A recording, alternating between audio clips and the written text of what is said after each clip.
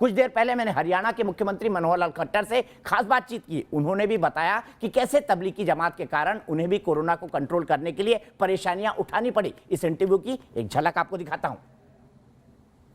हम खट्टर साहब से बात करेंगे। दिल्ली से इतने नजदीक होने के बावजूद भी वहां पर कोरोना के केस आज की करंट सिचुएशन में सिर्फ 349 हैं, जिसमें से 108 एक्टिव हैं और कल सिर्फ 7 मामले सामने आए हैं। कैसे हो पाया खट्टर साहब इस तरह का कंटेनमेंट का प्लान, क्योंकि दिल्ली से लगा होना आपके लिए सबसे बड़ी चुनौती था? दीपक जी, देखिए, हम लोगों ने प्रारंभ से ही मुझे याद है कि ठीक 4 मार्च को हमारा अधिवेशन चल रहा था। उसी दिन हमको समाचार मिला कि गुरुग्राम में और इटली के 14 लोग कोरोना पॉजिटिव पाए गए, वो दाखिल हुए। उस दिन से हम एकदम तैयारी में आ गए और हमने इसको बड़ी गंभीरता से अपना कंट्रोल रूम बनाया और उसके बाद सारी व्यवस्थाएं जो कहीं से हमको जानकारी मिलती थी, चाहे वो देश की व्यवस्थाओं में से, चाहे दुनिया की व्यवस्थाओं में से, कि क्या क्या किया जा सकता है, और मैंने एक एक व्यवस्था को बढ़िया ढंग से किया। अब ये तो एक संयोग ऐसा है कि हरियाणा में केस कम हैं और इनको भी मैं कहूंगा कि बाहरी कुछ केसेस का जो इसमें आगमन हुआ, उसके कारण से हमारे केस इतने भी आए। जब से सबसे पहले जमात का विषय है, तबलीगी लोग हैं हमारे, अभी 330 के 340 के आसपास जो केस हैं, उसमें भी 130 तो ऐसे हैं जो तबलीग के कारण से आए।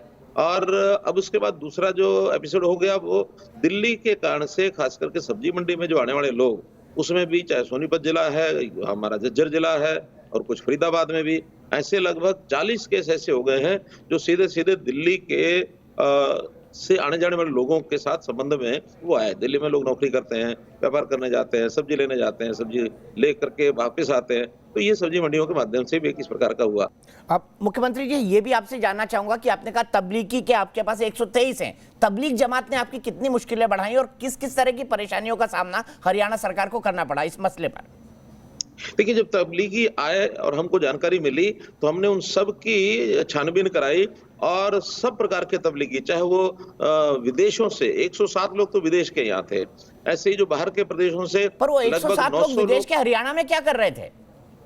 तबलीग के लोग जो है, इनका एक परंपरा बनी है कि वो उसमें दुनिया भर के लोग भी तबलीग में आते हैं, सारे देश में फैलते हैं और यहाँ के लोग भी बाहर जाते हैं। इनके सिस्टम में विदेश और दुनिया भर के सारे लोग सब देशों में, सब प्रांतों में जाते रहते हैं। इसलिए वो 107 लोग उन्हीं में से, जिनकी सूचियां हमें प्राप्त हुई, आईबी के द्वारा प्राप्त हुई, दिल्ली से हमको प्राप्त हुई, और जो यहाँ जो लोग मिले उनके साथ पूछताछ के माध्यम से एक नेटवर्क पूरा बना हुआ था। उस नेटवर्क के माध्यम से 107 विदेश के लोग, 850 या 900 के आसपास जो बाहर के प्रदेशों के लोग यहाँ काम कर रहे थे, और ऐसे ही लगभग 300 लोग ऐसे हरियाणा के जो दूसरे प्रदेशों में तबलीग के लिए गए हुए थे, वो वापस लौटे। तो ऐसे कुल मिलाकर ये 1300 से 1400 लोग ऐसे हैं जो तबलीग से जुड़े हुए थे। इनको सबको हमने क्वारंटाइन किया, सबके टेस्ट किए, और उसमें से 130 या 135 के लगभग तबलीग के लोग जो पॉजिटिव पाए गए। तो मेरा कहना है कि इस पर हमने बहुत छानबीन करने के बाद और सबको ढूंढा, सबको चेक किया। अब ये तबलीगी पॉजिटिव हुए हैं तो हम इनको आकर पहली प्राथमिकता है कि इनको किस प्रकार से स्वस्थ किया जाए, ठीक किया जाए, इलाज किया जाए, और उसके अंदर अलग अलग जगह रख करके आज अच्छी बात यह है कि वो तकरीबन सब लोग ठीक हो करके और बाहर आ चुके हैं। उनको सबको अलग अलग स्थानों के ऊपर क्वारंटाइन किया गया।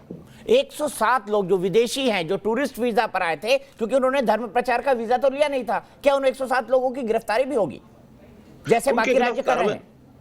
उनके खिलाफ हमने कार्रवाई की है, एफआईआर हो गई है, और वो सब हमारे यानी कंट्रोल में है, वो कहीं बाहर गए नहीं हैं। वो तो मिनिस्ट्री ऑफ एक्सटर्नल अफेयर्स जिस प्रकार के उनके कानून है उसमें जो कुछ करना होगा वो करेंगे, हम उनको हैंड ओवर करेंगे और वो उसके बाद उसके ऊपर कार्रवाई करने वाले हैं। हमने तो उनके खिलाफ एफआईआर कर दी है और वो इस समय एक दोषी की श्रेणी में यहाँ है।